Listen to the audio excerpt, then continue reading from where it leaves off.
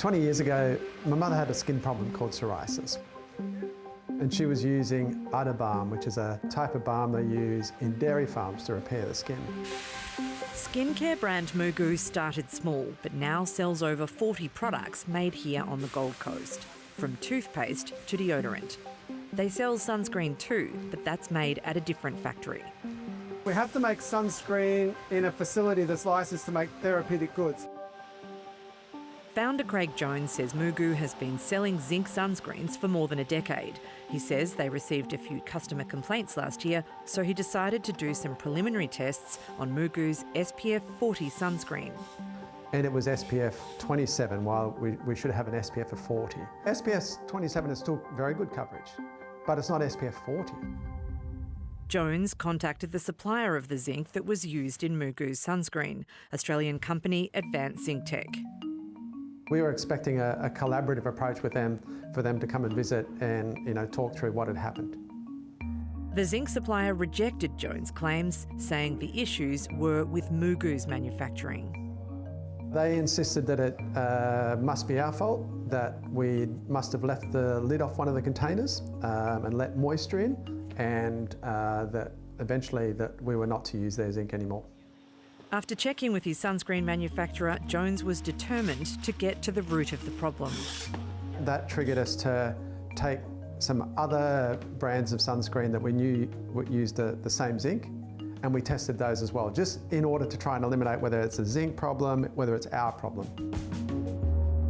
Before a sunscreen can be sold in Australia, it needs to be tested to Australian standards on 10 people. But it's common industry practice to do preliminary testing on 3 to 5 people to see how it's tracking.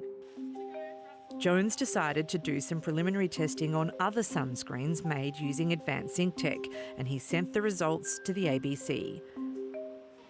He then commissioned further testing on this SPF 50 reef-safe product in December last year, and last month he extended the test to 5 people. The independent lab with a 5-panel test found that it was an SPF 21. So from that we sort of could conclude that it seems to be an issue with the zinc, because that's the common factor here. The ABC also commissioned its own independent preliminary testing. We chose this Surf Life Saving Australia product, which uses the same formula as the Reef Safe sunscreen. It says SPF 50 on the label, but our test returned an SPF of 25. We've discovered that this same sunscreen formula is used by at least 29 other brands. They're all using a sunscreen formula registered with the Therapeutic Goods Administration, or TGA, with the exact same listing number. And they range from small local operations so excited to brands with thousands of followers. Very hydrating. Clean and Pure, Sunseeker, Kids Bliss, Life Saving Victoria and Reluminate all told the ABC they remain confident in their products and the SPF results provided to them by their manufacturer. Surf Life Saving Australia said it takes these claims extremely seriously and there will be a full and thorough review. Advanced Zinc Tech, which supplies the zinc that goes into these products, is a publicly listed company whose non-executive chairman and majority shareholder is Lev Mizakovsky. The manufacturer of all these sunscreens is Veganic Skin. It's run by Lev Mizakovsky's son, Joseph. My name's Joseph Mizakovsky. I'm the CEO of Veganic Skin. We're a zinc sunscreen manufacturer based out of Brisbane, Australia. We manufacture for over 140 brands globally.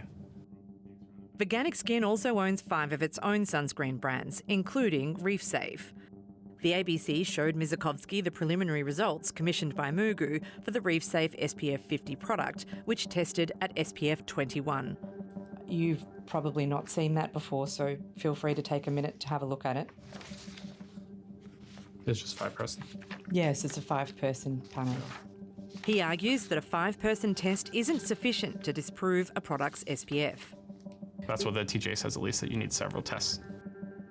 Sunscreen testing expert Dr. Michael Trout says preliminary results are a good indication of how a product is performing. It's preliminary results. It doesn't mean it has no value. If it's centering around a 25 with 3 to 5 subjects, you're not going to get anywhere near an SPF 50.